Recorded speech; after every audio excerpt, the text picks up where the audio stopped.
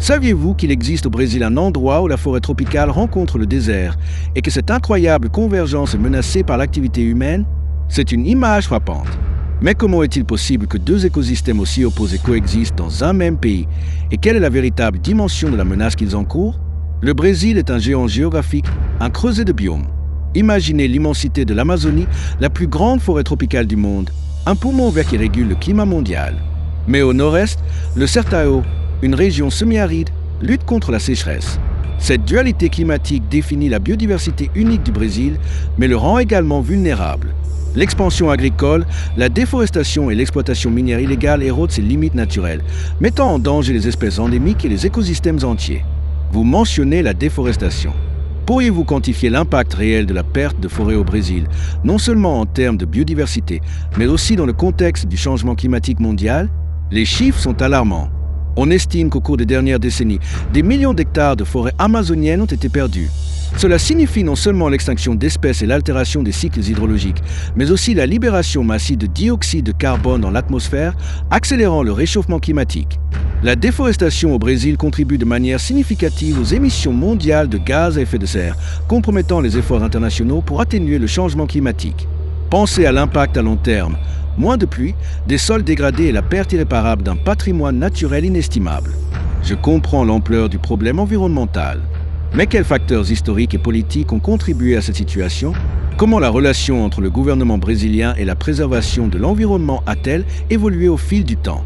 L'histoire du Brésil est marquée par des cycles d'expansion économique alimentés par l'exploitation des ressources naturelles. De l'époque coloniale, avec l'extraction de bois brésil et l'expansion de la canne à sucre, à l'ère moderne avec l'exploitation minière et l'agriculture à grande échelle, la nature a été considérée comme une source inépuisable de richesse. Politiquement, il y a eu des périodes de plus grande conscience environnementale et de politique de protection, mais aussi des moments de relâchement des réglementations et d'encouragement des activités prédatrices. La dichotomie entre développement économique et préservation de l'environnement a été une constante dans le débat politique brésilien. Vous parlez d'une dichotomie. Comment cette tension se manifeste-t-elle dans l'économie brésilienne actuelle?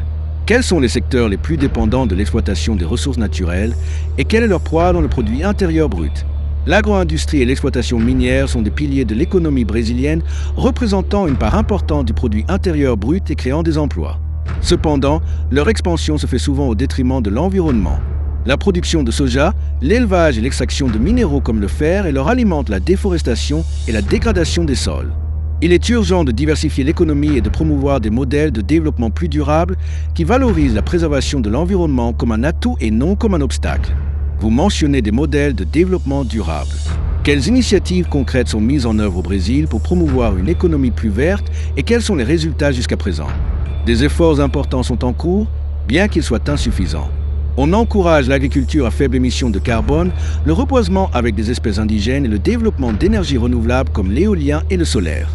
Des politiques de contrôle et de lutte contre la déforestation illégale sont également mises en œuvre, bien que leur efficacité soit variable. Le défi consiste à étendre ces initiatives, à créer des incitations économiques pour la préservation et à renforcer la gouvernance environnementale. Au-delà de l'économie, comment la démographie brésilienne influe-t-elle sur la répartition de la richesse et l'accès aux ressources naturelles? Existe-t-il des inégalités significatives entre les différentes régions du pays? Le Brésil est un pays avec d'énormes inégalités sociales et régionales. La concentration de la terre et de la richesse entre les mains de quelques-uns contraste avec la pauvreté et le manque d'accès aux services de base d'une grande partie de la population. Dans les régions les plus reculées, comme l'Amazonie, les communautés indigènes et traditionnelles sont confrontées à des menaces constantes sur leur territoire et leur mode de vie. Le manque d'opportunités et l'exclusion sociale contribuent à la pression sur les ressources naturelles, car de nombreuses personnes dépendent de l'agriculture de subsistance ou de l'extraction illégale pour survivre. Vous soulevez un point crucial, les communautés indigènes. Comment les droits de ces peuples sont-ils protégés et quel est leur rôle dans la préservation de l'environnement? La Constitution brésilienne reconnaît les droits territoriaux des peuples indigènes, mais sa mise en œuvre est déficiente. Les territoires indigènes sont fondamentaux pour la conservation de la biodiversité, car ces communautés ont une connaissance approfondie de l'écosystème et pratiquent la gestion durable des ressources. Cependant, ils sont confrontés à des menaces constantes de la part d'envahisseurs, de bûcherons illégaux et d'entreprises minières. Il est crucial de renforcer la protection des territoires indigènes et de garantir leur participation à la prise de décision concernant l'utilisation des ressources naturelles.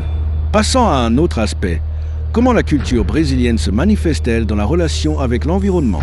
Existe-t-il des traditions ou des pratiques qui favorisent l'harmonie avec la nature? La culture brésilienne est riche et diverse, avec de fortes racines dans la nature. La musique, la danse, la gastronomie et les arts populaires reflètent le lien profond du peuple brésilien avec son environnement. Dans de nombreuses communautés traditionnelles, il existe des pratiques ancestrales de gestion durable des ressources, telles que l'agriculture familiale, la pêche artisanale et la cueillette de fruits sauvages. Ces pratiques, transmises de génération en génération, sont un exemple de la façon dont on peut vivre en harmonie avec la nature. En parlant de culture, le tourisme est une industrie importante au Brésil. Comment le tourisme est-il géré pour minimiser son impact environnemental et promouvoir des pratiques durables? Le tourisme a un grand potentiel pour générer des revenus et promouvoir le développement local, mais il peut aussi causer des dommages environnementaux s'il n'est pas géré adéquatement. L'écotourisme et le tourisme d'aventure sont des modalités qui cherchent à minimiser l'impact environnemental et à bénéficier aux communautés locales. Cependant, il est essentiel de mettre en œuvre des réglementations strictes, de contrôler les activités touristiques et d'éduquer les visiteurs sur l'importance de la préservation environnementale. Vous avez mentionné l'infrastructure. Comment l'infrastructure au Brésil est-elle modernisée pour soutenir le développement durable, en particulier dans des domaines tels que le transport et l'énergie? La modernisation de l'infrastructure est cruciale pour le développement durable du Brésil. Des investissements sont réalisés dans l'expansion du réseau ferroviaire, la construction de routes plus efficaces et la modernisation des ports. Dans le secteur de l'énergie, l'utilisation des énergies renouvelables, telles que l'hydroélectricité, l'éolien et le solaire, est encouragée.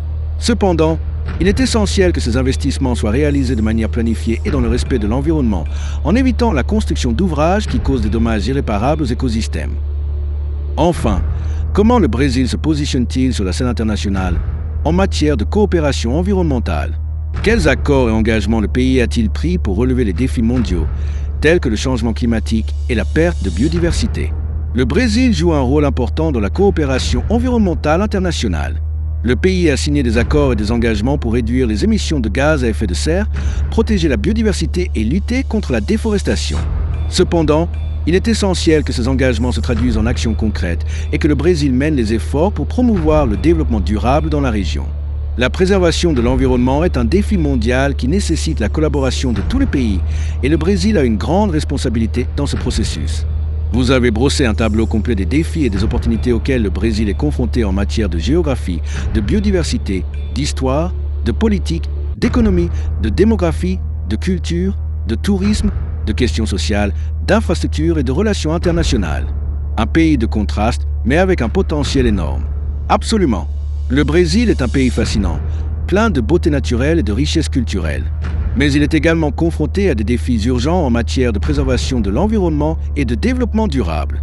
Il est essentiel que nous prenions tous conscience de l'importance de protéger ce patrimoine unique et de travailler ensemble pour construire un avenir plus juste et durable. Explorateurs, nous espérons que ce voyage à travers la complexité du Brésil a été aussi enrichissant pour vous qu'il a été pour nous.